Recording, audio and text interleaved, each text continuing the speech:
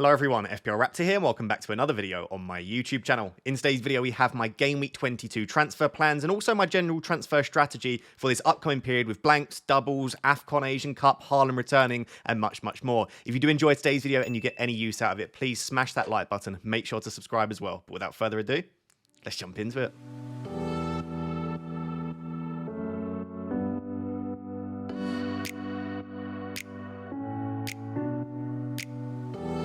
So guys, before we jump into the video, a little request to you please. Almost half of the people that watch these videos on a regular basis don't actually subscribe, and research suggests that most people that don't subscribe that still watch the videos on a regular basis is because they've simply forgotten or they just don't realize they're not subscribed. So please, could you check? And if you've watched a couple of my videos before, could you please consider subscribing? I would really appreciate it. But moving ahead to Game Week 22, in these transfer plans videos, I usually say I want to bring in this player, I want to bring in that player, and that's what I'm planning because the deadline's only 3 or 4 days away, or sometimes 5 days away. However, in this case, the deadline is over 2 weeks away, right? It's not until the 30th of January. And not only is it over 2 weeks till that deadline, so much stuff will happen in the next 2 and a bit weeks that will massively impact and probably change your transfer plans and the transfer that is the best for your team. So I never particularly like early transfers, but in this specific situation, I implore you, unless it really increases your enjoyment of the game, to not make early transfers. So what is actually coming up? What is going to happen between 21 and 22, which makes it such a crucial period? The first is we're going to get a lot of blank and double information. So the second leg of the EFL Cup semi-final games for Chelsea, Middlesbrough and Liverpool, Fulham will be happening. And remember, if Liverpool progress towards the EFL Cup final, then Liverpool and Luton will be a blank in 26 and then will probably become a double in Game Week 25. So Liverpool would have a double of Brentford and Luton. That is massive for our teams. And also, if Chelsea do turn it around in the second leg and they progress to the final and they beat Middlesbrough, then Chelsea and Spurs will become a blank in Game Week 26 too. So the information around those semi-finals alone will massively impact our transfer strategy, and we'll discuss this later in the video. But if Liverpool double in 25 and then blank in 26, we need to start thinking, how are you actually going to navigate that?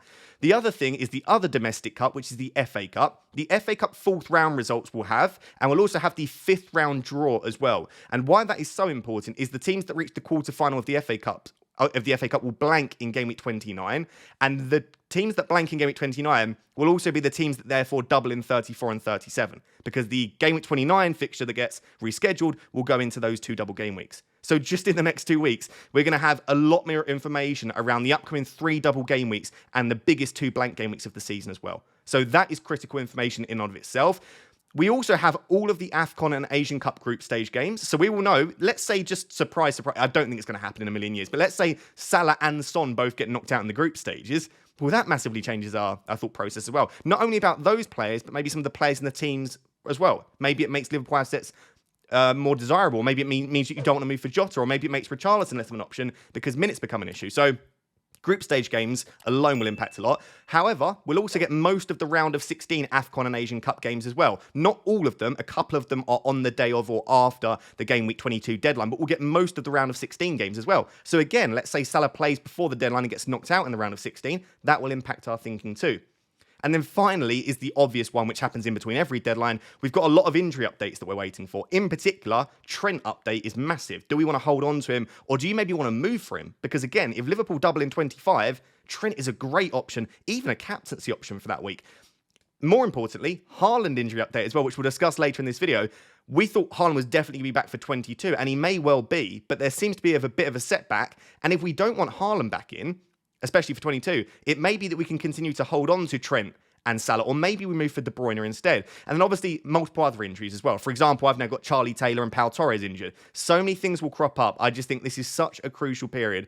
So this isn't just saying don't make early transfers, but it's also saying don't get too locked into a set of transfers. Like, I definitely want to bring in De Bruyne in 22. As much as I can understand that, so many things could change. Hopefully that's all clear. If I didn't make any of that clear, ask the questions down below and I'll try to reply to as many as possible. So we're going to take a look at my team in a second and what my rough transfer plans and transfer strategy is going into Game Week 22. But the first thing we need to discuss is Erling Haaland going to be ready? Because pretty much our entire strategy will depend upon whether we want to bring him in for Burnley at home. If he's ready, everyone will bring him in, if you can. And it will probably be worth taking a -4 or even a -8 hit, because Haaland is the best player in the game. He's the best captain for Game Week 22, and he also doubles in 25. So as soon as Haaland is back, we're going to want him. But of course, the latest news is that Erling Haaland did sustain a little bit of a setback. And actually, the news that came out was he didn't train last week for the entire week. So what the physio said is, we'll give him a week off, and then Pep said he'll restart and resume his training in Abu Dhabi. Now, that means that he hasn't trained at all, supposedly, for the last week. If he then resumes his training week commencing the 15th of January, yeah, he's still got 2 weeks until their game, over 2 weeks. But is that long enough to start the training up again and feel comfortable to start a game and play significant minutes? I'm not so sure. And do remember that the gap between Game Week 22 and Game Week 23 is only 3 or 4 days, because the Game Week 22 deadline is midweek, the Game Week 23 deadline is at the weekend, and then we go back to some sort of regular periods of time in between each game week. So my genuine opinion on this, and I could be very, very wrong, at the moment, based on the information we have, is that Haaland may well not be back until Game Week 24. We still want him in 24, by the way. As soon as he's back, it doesn't matter if it's 23, 24, 25, we're going to want him back in. But the reason this is so important is it may allow you to make other transfers which allow you to keep Salah, to keep Trent, and still bring Haaland back in. Because if I need him in for 22, I have to sacrifice probably Trent or Salah. But if I don't have to bring him in until 24, it might be that I can make a move such as, I don't know, if I think Foden's minutes be limited, Foden down to Pascal Gross. Or maybe I'll do like Saka down to another player. So you can make a couple of other transfers across the next few weeks, which allow you to bring in Haaland without having to lose the Liverpool assets, who are also likely to double in 25. So keep your eye on it. Don't make any moves yet, once again, because this will be incredibly important. I would love to know at this very early stage, let's just make a prediction, which game week do you think Erling Haaland will be back? Let me know down below. My prediction, again, at this very early stage, is probably Game Week 24, but if he's back for 22, I will 100% be bringing him in. So in order to get this out for you straight after the Manchester United Spurs game, I'm actually recording it during the game. It's currently half-time. Porro and Richarlison did combine for a goal in the first half, but if you're wondering why my overall points and overall rank says question mark, it's because only half my team's played for Game Week 21, and also I'm recording it halfway through a match as well. If anything changes drastically, I'll re-record this section, but for the time being, it should be fine. And I actually think my team is in a pretty good position for Game Week 22. I would love to have 2 free transfers, but I only have 1. But I do have a bit of money in the bank, and generally I really like the structure, and I actually like all 7 of my attackers as well. I think for the time being, Saka, Richarlison, Foden, Palmer, Watkins, Alvarez, and Darwin is really, really nice. The only issue with my team at the moment, and sadly it's the case because I thought it was well set up, is I've just got a few defensive injuries, which is causing me a bit of a headache. I kept Pau Torres and Taylor for Game Week 21 in the hope that one of them would play. They both missed out entirely, so I'm only going to have 10 players for Game Week 21. And it probably means that I'm going to have to make a defensive transfer in 22, unless Trent is back. If Trent's back for the Chelsea game, it may well be that I can roll the transfer into 23, because the team itself for this week isn't that bad. Now, I say all of that, but there is over 2 weeks before the Game Week 22 deadline, as we've spoken about on numerous occasions now, and something will happen. I'll probably get another injury, and I could foresee myself going from, I might be able to roll the transfer, to probably having to take a hit. So I will accept that. It's part and parcel of it. It's probably one of the reasons I shouldn't have used all my transfers recently, and I should have tried to roll at some point. But it's not been particularly easy. And I think with Salah and Son leaving, plus the Trent injury, and for me, having injuries to both Pau Torres and Taylor, it's not been ideal. But when I look at this team, everyone other than Salah being unavailable, Pau and Taylor being injured, and Trent being injured, the rest of the players is very similar to what I would have on a wild card. Again, the midfield 4 really, really happy with. The 3 attackers, I'm happy with too. I guess the key decisions for me at the moment is, if I bring in a defender, who is it? Do I still want to go for Estepinian? Do I want to bring in Kyle Walker to have someone for the double? Do I want to go cheap with like Doughty, who's got 2 upcoming doubles at some point if Liverpool progress to the final? And then also, which of my 3 forwards do I want to sell when I eventually bring Haaland back in?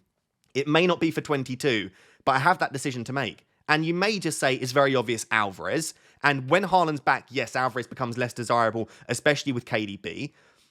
But I also think with an upcoming double, will he play one of the 2 potentially and get minutes in the other one? Maybe. I might want to hold on to him. And the other reason is, obviously, holding on to him is, am I sure that KDB and Haaland are both going to stay fit? I'm not so sure, because if one of them gets injured again, then all of a sudden Alvarez will probably get better minutes. So I'm kind of semi-tempted to hold on to Alvarez. I also think he's a very good captaincy option, by the way, in Game Week 22 if Haaland's unavailable. And then the other one is obviously Darwin. People will say just sell Darwin. And yeah, that may be the case. But if Darwin is maybe on penalties in the absence of Salah, and again, if Liverpool do have a double in 25, even if he doesn't start both those games, if he gets 70, 80 minutes in one and then 20, 30 minutes in the other, you've essentially got like 100 plus minutes of Darwin, which is better than most other single game week players. So I kind of want to hold Darwin. Watkins has been disappointing recently. Bit of a drop-off in his data, not many attacking returns, and he's very expensive now. So I'm starting to think, is Watkins the one to make way? Because if I sell Watkins and then maybe another player, it may be that I can find a way to keep Trent and Salah while still getting Haaland. So these are all the things I'm thinking about at the moment, but really it's just a wait and see.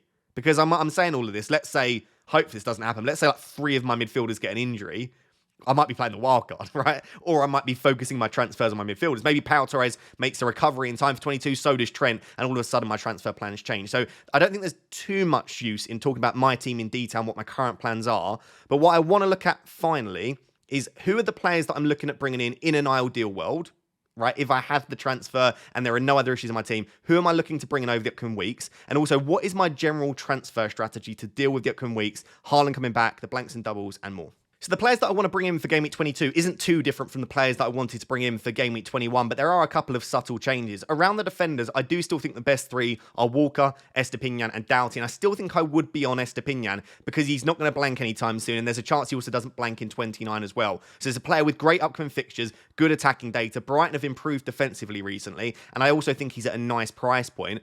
But with Walker and Doughty, you're going to get extra fixtures coming up. Walker has a double in 25. Doughty's going to have 2 doubles at some point, although he does blank in Game Week 26. And we'll discuss that in the final section, that probably does impact our thinking. But I think it would still probably be Estepinian if I were to bring in a defender at the moment. For the midfield, like I said, I'm actually very happy. I'd kind of like to hold on to Salah in my team. And the other 4 midfielders I think are all perfectly fine at the moment. When it comes to other cheap midfielders that I could look at, if I need to downgrade to get Haaland back into my team, which may be the case, maybe I have to lose one of my midfielders to bring in a cheaper one. Garnacho I still think is a fine option. Again, I'm recording this at half-time in the Manchester United Spurs game, so I don't know what happens in the second half. He looks good once again. He's very, very nailed for minutes at the moment. And Manchester United's fixtures coming up are very good too. So I actually think Garnacho isn't just a cheap enabler. I think he's a very good FPL option.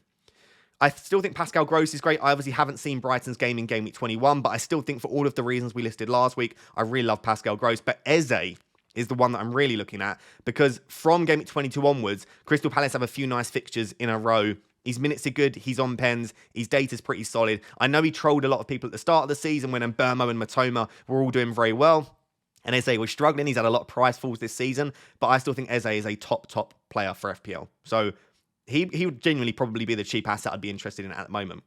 For the forwards, I'm not particularly keen on making a forward transfer at the moment because I just know that I'm going to probably need to bring in Haaland at some point. And as I said last week, like, if you bring in Tony, yes, he could do very well until Haaland's back, but it's probably that spot that you brought Tony in that you'll then need to move to Erling Haaland. So I'm not particularly keen at the moment moving a forward to someone else to then move them again in a couple of weeks. However, if we get an update that Haaland is out for a lot longer than we think, let's say that he's not even guaranteed to be back for double game at 25, then maybe I will look to bring in João Pedro.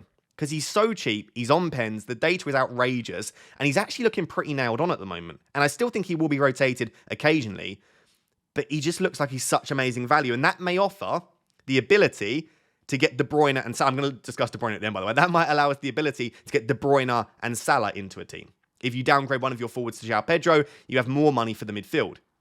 And again, if Haaland isn't confirmed back for double game at 25, De Bruyne may be the route into the Man City attack alongside Foden and Alvarez. I could have a Man City attack in triple up of De Bruyne, Foden, Alvarez. Again, lots of ifs, buts, and maybes, but João Pedro is on my radar for that reason. Let's discuss De Bruyne.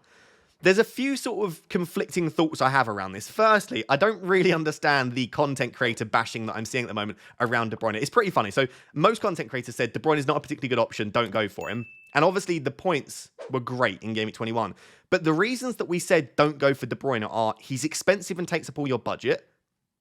You won't be able to get Trent, Salah, Haaland in alongside him. And his minutes just aren't secure. And he's still not fully fit. And whilst the points were great, right? It's fantastic you got those points. All of the things that we said were true. He didn't have enough in his tank to play significant minutes. I still don't think he'll start that many games. I think he'll start a maximum of 50%. Is he going to start 22 and 23, which in close succession? Probably not. Is he going to start both games in double 25? Probably not. And I know people will say stuff along the lines of, well, you don't need 90 minutes with De Bruyne, but you kind of do. No player, and not even Haaland or Salah, is good enough to have in your team at an expensive price if they're only getting, I would say De Bruyne will average 50 to 55 minutes over this spell. It's just not good enough for me. And so I love him. I want him. But until I see him start 2 games in succession, it's not for me. When I see that, And if we do see that in 22 and 23, if he starts both, I will probably want him, / will definitely get him for double game week 25, because De Bruyne is not only a great footballer, but he's a great FPL option because he puts up good data. He's so good for bonus points when he returns. So I'm not going to bash De Bruyne as a pick. I love him as a player. I want him in my FPL team. That's why he's on this list. But he is very expensive. And as FPL options, I think Salah, Trent, and Haaland are all, I would go as far as saying, significantly better FPL options than De Bruyne. But if we can't get Haaland because he's not fully available, or we just want to try and squeeze in De Bruyne instead, I don't necessarily hate it. So those are the players that I'm looking at for Game Week 22. I just want to finish now with my general transfer strategy. How am I approaching the upcoming weeks, and what are we currently looking out for? So guys, this is linking back to the first section of the video where we discuss what's coming up in the next couple of weeks before the Game Week 22 deadline. But these are the things that I'm thinking about when I'm planning my transfers and where I want to go with my team. Because yes, you can say I want this player or that player, but I think you need to think a little bit more macro at the moment. And where do you see your team going? And where are the potential issues and also the potential opportunities for more points? The first thing is around 25 and 26. And it's not just because there's a double. It's about the teams that double and the likely teams that blank. Because if Liverpool do reach the EFL Cup final, which is looking very, very likely, they definitely blank in 26 and have about an 80 to 90% chance of doubling in 25. So let's say they do double in 25 and blank in 26. How are you going to deal with that? Because you can say, right, I want Darwin, Trent, and Salah for that double in 25, but then immediately you've got 3 players blanking in 26. And you might say, that's fine, I'll just bench all of them. But if you do that, and Chelsea also progress to the EFL Cup final, and Chelsea Spurs is a blank, then you've got Porro, Richarlison, Palmer, Colwell, all of these other players that you might have that will also blank. I'm currently looking at, if Chelsea reach the EFL Cup final, and obviously Liverpool also reach the FPL Cup final, in blank game week 26, I would have 6 or 7 players blanking. Now, most people just say, well, that's why you've got a free hit, play the free hit, which may genuinely be a potential transfer strategy. However, or a chip strategy, I should say. However, you've also got blank game week 29, which may be even more difficult to deal with, depending upon the teams that progress in the FA Cup. And you've also got double game week 34 and double game week 37. And I know some people prefer to play it in a blank, but you can have more upside sometimes if you play the free hit chip in a double game week. And what's interesting about double game week 34 and double game week 37, and shout out to James from Planet FPL, by the way, this is where I get most of my information around that stuff. Double game week 34 and double game week 37, there aren't any teams that are likely to double in both. So the teams that double in 34 are going to be different from the teams that double in 37. So trying to get a really good team for 34 and a really good team for 37 without a free hit might be difficult. So I just think that ideally I don't really want to play the free hit in 26 or 25. So when I'm making transfers now, I really need to think about, again, this is assuming obviously Chelsea reach the final, which they may not. I need to make sure that I'm not bringing in too many players that blank in 26, but also making sure I have enough coverage for a potential double game at 25. So those 2 weeks I think will be very critical coming up. And then the other key thing I'm thinking about is Haaland. Do I actually want or need Haaland for 22? If so, what is my route? Do I want to keep Trent? Do I want to keep Salah? Do I want to try and keep both and maybe sell both Watkins and Saka, or try and downgrade one of them all the way? Or is KDB the route that I want to take? Because as much as I've just said some negative things about the fact that I don't think his minutes are particularly good, double game at 25 is a while away still. And it may be that he's able to build his fitness up enough that he does start both of those. And again, if Haaland isn't an option, then there's less risk associated as long as you can still keep Salah and Trent. So there's so much that can change. I still wanted to get a video out for you guys so that you've got something to watch on a Sunday, but also just to tell you, don't make early transfers. Keep your eye on what's coming up. Keep your eye on the FA Cup and EFL Cup results. Keep an eye on AFCON, Asian Cup, and also what your route is back to Haaland. And make sure to follow me on all of the socials, Twitter, Instagram. I'll discuss all of the potential stuff that is happening over this period and what that means for our FPL teams. And also, if anything big happens, I'll obviously include that in my YouTube video as well. And hopefully it'll allow us to have the best possible strategy for the upcoming period. So guys, there you have it, a slightly different transfer plans video today. Just a bit of a macro look about what's coming up and how we're probably going to have to deal with that in our FPL teams. If you enjoyed today's video and you got any use out of it, please smash that like button. Make sure to subscribe as well. Until next time, which will probably be a little while away, thank you very much for watching. Cheers. Bye-bye.